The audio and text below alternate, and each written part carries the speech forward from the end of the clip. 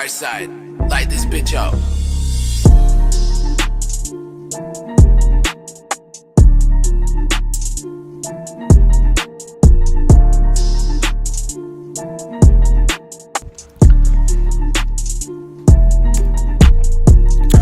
What is up, everybody? My name is James D. Fiore, and this is Blackballed. Okay, we have a friend of the show coming up in about a minute, and I want to preface this by saying that it takes a lot of cojones to run in a by-election that has been a conservative stronghold for a lot of years. The Liberals never stand a chance in this particular riding, but our guest today saw an opportunity when Candice Bergen decided to vacate her seat. And we want to get right to it because I know Max has a busy schedule. So please, would everyone please welcome to the show, Mr. Maxime Bernier. Max, how are you, buddy? Great. Thank you very much, James. I'm very pleased to be with you. I am pleased to be with you as well. So here it is. People's Party of Canada leader Maxime Bernier to run in Manitoba by-election. You are running in the seat vacated by Candice Bergen. She is considered to be sort of an ally, and you might disagree with this, but sort of an ally to sort of the convoy culture that existed in this country when the pandemic happened. Other than that, it's also a largely francophone riding, especially for a riding in Manitoba. Are those basically the two main reasons of why you chose that riding to run in? But the main reason is, this riding is a little bit like my former riding in Beauce. It's a rural riding first. And like you said in the beginning, it's a very, people here are conservative minded. And that's important for me because the conservative are not conservative anymore. They're only conservative in name.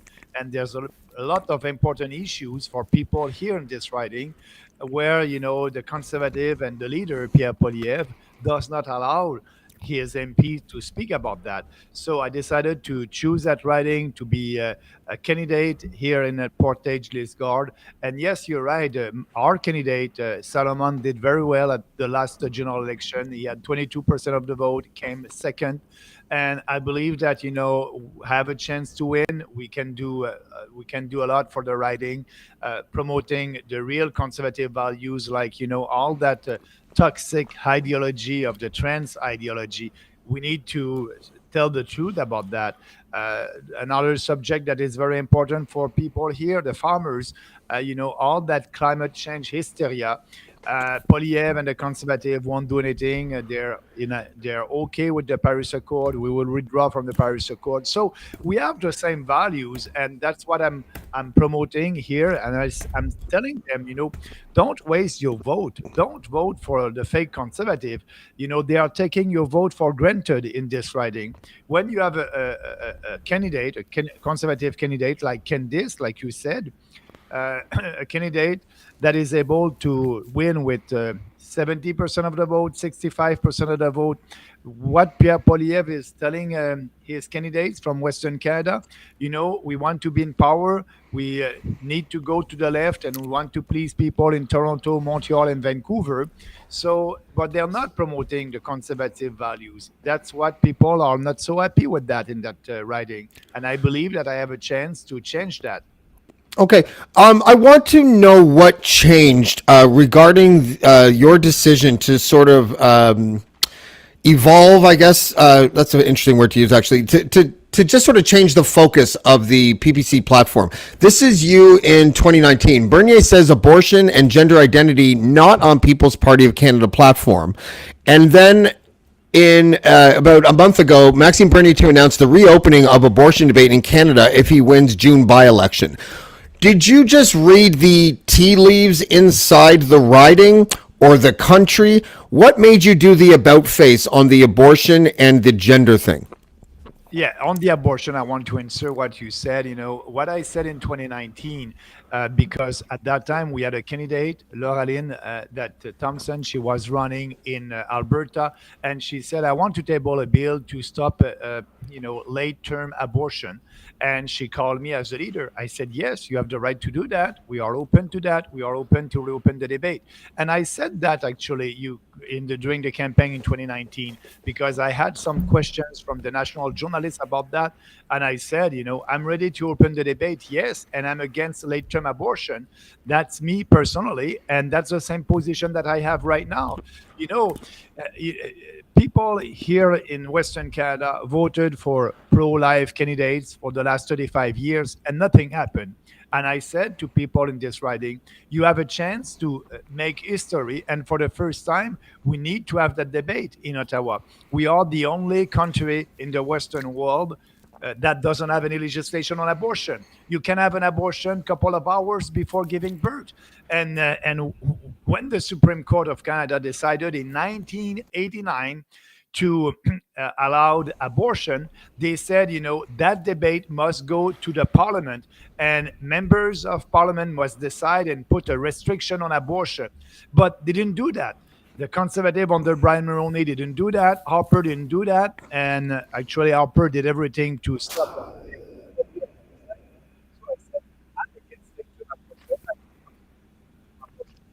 that. You just hold on a second, Max. I think someone stepped on a cord or something because your audio just went out. Can you tell someone off camera that your audio just went kaput? Yeah. No, there you are. You're back. You're back. My audio is back. Yeah. Your audio is back. I'm sorry about that. Can I play a clip from you and I last year about abortion? I want to see if what I'm about to show squares with what you and I talked about last year. Let's end it on a light note and talk about abortion. Yes. Yeah. Where do you stand on it? And what do you think the Supreme Court decision in the States will, if any, will have any impact in Canada?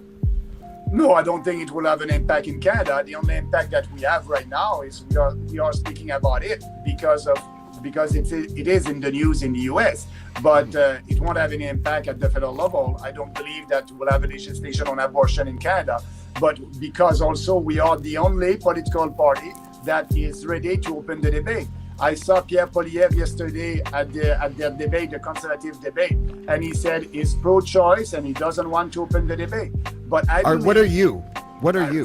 But for me, the People's Party don't have any position on abortion, and we won't. We are welcoming free choice people, and we are coming also people that are ready to reopen the abortion debate. We are. So you have remained pretty consistent, I would say, in your opinion on abortion. That specific context was about the Supreme Court decision in the United States and whether or not that would impact anything here. But a lot of people were saying that you did an about-face on the abortion issue specifically when it came to what you wanted to see.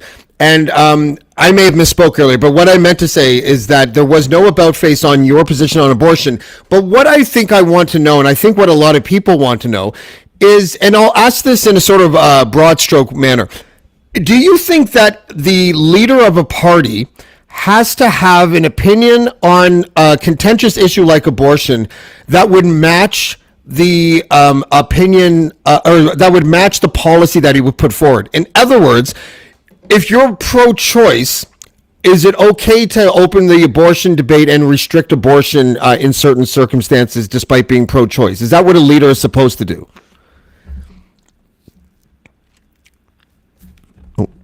Said in 2019, personally, I always said that, when I said the party doesn't have a position, I said that because, everybody would be free to vote. That would be a free vote on abortion. I cannot, as the leader of the party, impose on my MPs and our candidates who will be elected my vision.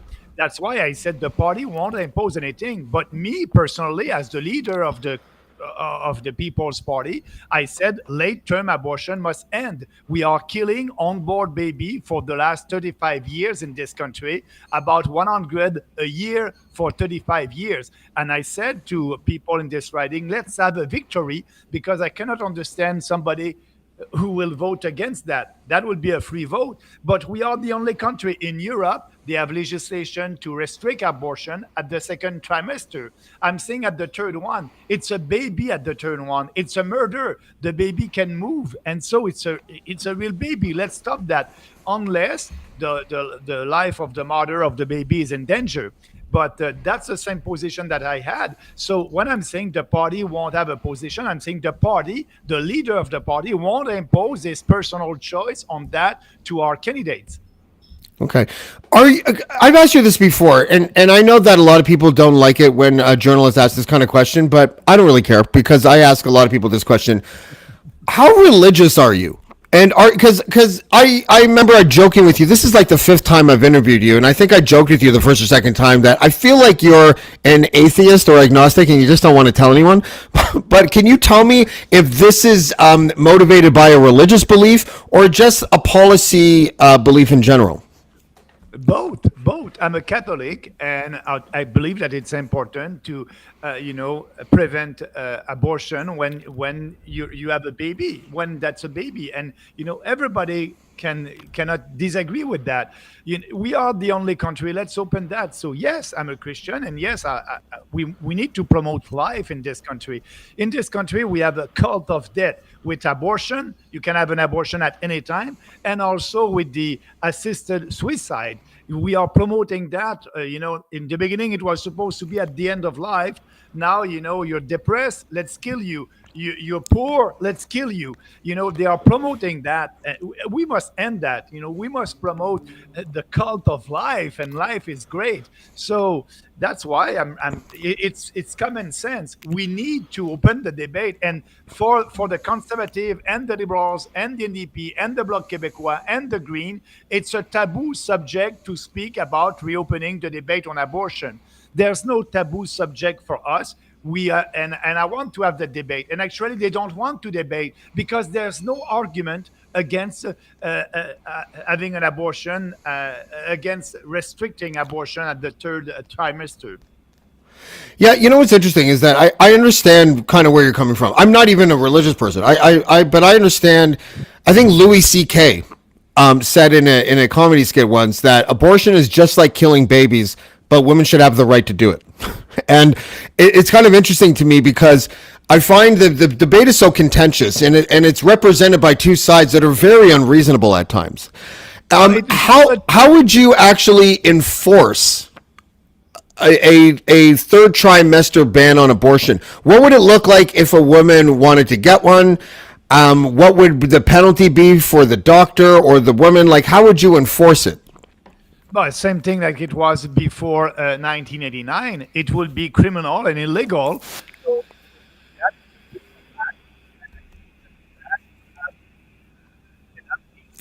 Your audio went out again. Whatever you did with your ear. Oh, you're wearing AirPods, aren't you? Your audio just went all weird again. My God, is it better? There you like go. that? You're good now. You're good now. Yep. Sorry about that. That's okay. Yeah, I was saying it will be like the same like it was in 1980, before 1989, that it will be in the criminal code. It will be illegal. It will be a crime if you have an abortion at the third trimester. So and it will be enforced by the RCMP, like it's always been the case before 1989. But would the enforcement be against the doctor or the mother? But it will be illegal. So remember when it will be against the doctor for sure, the person who will do that. But I want to tell you that a woman will have 6 months to decide if she wants an abortion or not. So, and that's why I'm saying let's have that debate. And that's not a taboo debate. When you are the only country, there's no counter arguments. I cannot see a reasonable people being against that. And I understand pro-life people that are saying, I'm fed up and I'm tired that for the last 30 years, we still have that. Let's have a win. Let's have that debate, and after that, if we want to have a discussion like in Europe, it's all happening at the second trimester. Let's have that discussion after that. But we need to table a bill. And Polyev said, and it's in his policy book, a Polyev government won't table any legislation on abortion. That's his position. He is pro-choice, and he doesn't want to have that because he's too scared, because he's not a real conservative, and he doesn't want to fight for his own people.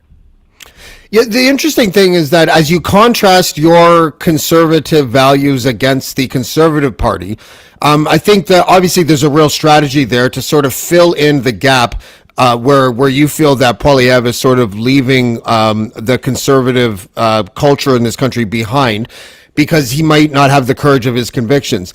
I'm interested in something that you said earlier, really quickly, about the issue of transgenderism, and I was just wondering if you can expand on that a little bit. So tell me specifically what you're talking about. But the sexualization of our kids at school, it's happening in the riding here in Portage-Lisgard. We with the trend, we want to confuse children, and that's what they want, the trans radical trans activists. And so that's why you have in school here across the country the drag queen story hour.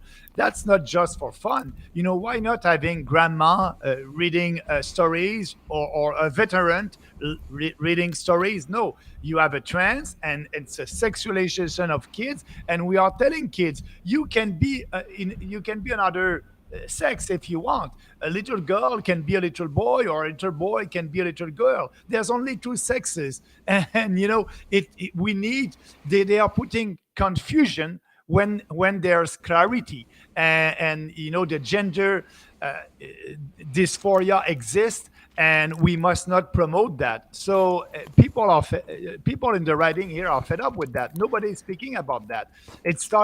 All that started by the pronoun.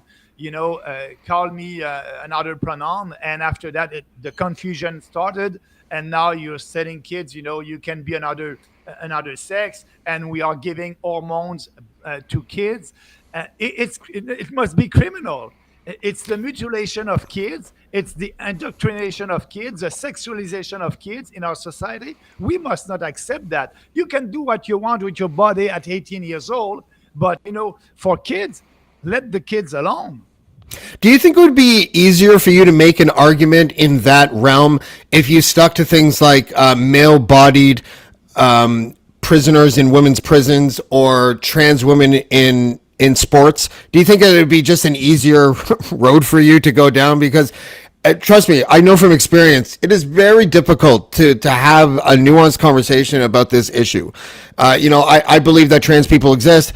I don't think that kids should be getting hormone blockers or puberty blockers and hormone injections or anything like, and I know it's rare, but I still don't think they should. But it might be an easier argument for you if you just said, okay, maybe male-bodied prisoners shouldn't be in women's prisons, and just kept the message a little simpler. Because I think you're going down a road right now where the media is going to, and I know that this in a way kind of helps you sometimes with your base, but the legacy media is going to paint you as transphobic and anti-trans and all this kind of stuff. So I'm just wondering if you're worried about your message sort of being lost in that fog.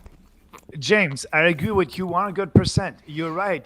We have men that are in women's sport, and it's unfair competition. We must stop that. It's part of our platform. Same thing that, yeah, like you said, we had violent criminals that you decided, tomorrow, oh, I feel like to be a woman, so I want to be transferred in a woman jail or prison. And that's happening in our country. Yes, we must stop that. And also, I understand your point of view. The mainstream media can say, oh, Bernier is anti-trans and blah, blah, blah, because they may do that. They may not do that. I cannot control them. When I was speaking about immigration in 2019, they were saying that I was a racist because I want to have sustainable immigration. But now in 2023, with the mass immigration that I said, more people are understanding, yeah, we must stop that. We must have a discussion about the immigration level in our country. So I'm not a racist anymore speaking about immigration. I don't care what the mainstream media, how the mainstream media will call me. I know that what I'm saying, it's based on facts, it's real, and it must stop. What are the messages that have nothing to do with social conservatism that you are trying to communicate to voters in your riding that you're trying to win? But the climate hysteria, Polyev said he won't impose a carbon tax, but what he said also, he will impose more regulation on businesses, on farmers to achieve the Paris Accord targets, and also he will give subsidies to the green lobby, to the green industry. We won't do anything. We will withdraw from the Paris Accord, and I believe that the farmers here in this riding really they're upset with Pierre Poilievre about that. The cost of the fertilizer, and they want to impose more regulation on them, like they're doing in Europe. They don't want that. But Poilievre, because he's buying the Kool-Aid about COVID, about the climate change, hysteria, we are not. We will withdraw from the Paris Accord. We won't impose any regulation. We won't impose any carbon tax. The climate will always change, but for the environment, we can do something very concrete for the environment, and that's what we will do. I know you have to go. Before you go, I just want to know: do you feel like your politics has gone farther to the right over the last decade or so? Because you do seem a little bit more outspoken on certain issues, even from the time that I first interviewed you about 3 years ago. No, that's the conservative who are going to the left. I quit the Conservative Party of Canada in 2018, and I said that party is morally and intellectually corrupt because they're just conservative in name, and because of them, they don't fight for conservative values. This country is going to the left and more and more to the left, and now the conservative to be in power, they're going to the left also. So we are the only real conservative party and common sense and populist party in this country. And it's all about our four principles: individual freedom, personal responsibility, respect, and fairness. And all our policies are in line with that. So what I'm saying today, I said that in 2019 at our election, and in 2021, maybe not in 2019 about the trends, because it was not like it is today. We must stop that. But the policies are based on our principles, and that's why people appreciate what we are doing, because we're not doing politics based on polling and focus group. We have conviction, we are proud of that, and we will always fight for our conviction. Okay, Max Bernier, I know you have to go, and I would like to congratulate you for the first time in the 5 interviews that we've done where you didn't say the phrase that you're doing politics differently. Well done, my friend. I don't have to say that because it's real. I know it's self-evident. Thank you, though, sir. I appreciate the time, and we'll talk to you hopefully after the election. Okay. Yeah, thank you, James. I appreciate that. Have a nice time. Bye-bye. All right, Max. Thanks. Okay. Every time I have Bernie on, the comments from my regular viewers are hilarious. They're really funny, and I'm not diminishing it. I get what you're saying.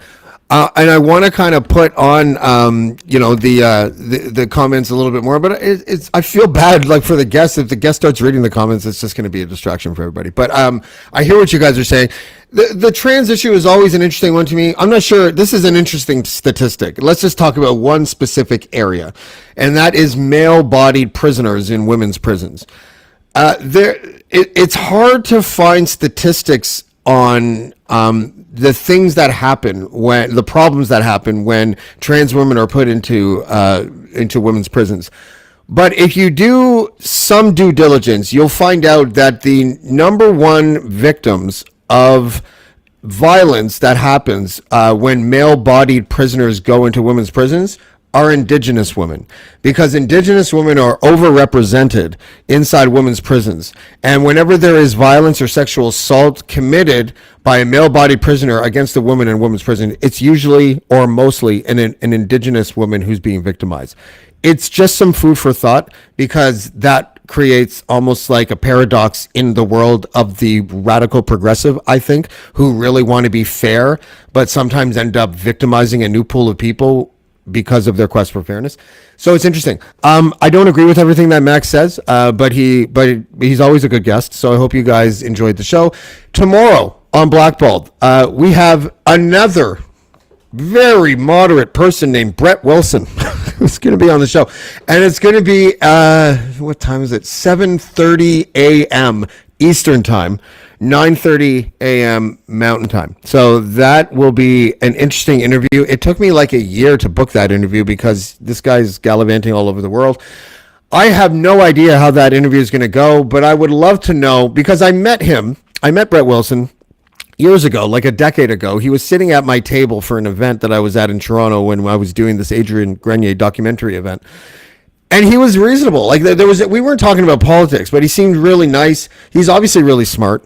And he's going to be on the show tomorrow, but I got to tell you, I'm going to have to talk to him about, he called Justin Trudeau a traitor once and that he should be charged with treason. And I'm just going to have to ask him things like, what's a smart guy like you doing in a dumb thought like that? But we'll see how it goes. I'll probably be nicer than that. If he's listening, I'm just playing with you, but you can take it. I've seen your tweets. So that should be an interesting interview. I also have an interview with a representative. I'm in Milwaukee, by the way, everybody, which is why I have a weird background like this. This is the generic couch in my hotel room. I'm interviewing a representative from Harley Davidson because it is their 120th anniversary that's coming up in July. I also might be interviewing Ken Cox. He's a tech reporter about the new, what is that called, Google or Apple Image, that thing you wear on your face. I can't remember what it's called. Anyways, he says that will result in more government spying and more privacy breaches. So we'll figure out, we'll try to unpack that with him. And then I will be back in Canada on Saturday. And thank you for joining us, everybody. And we'll see you next time on Blackballed.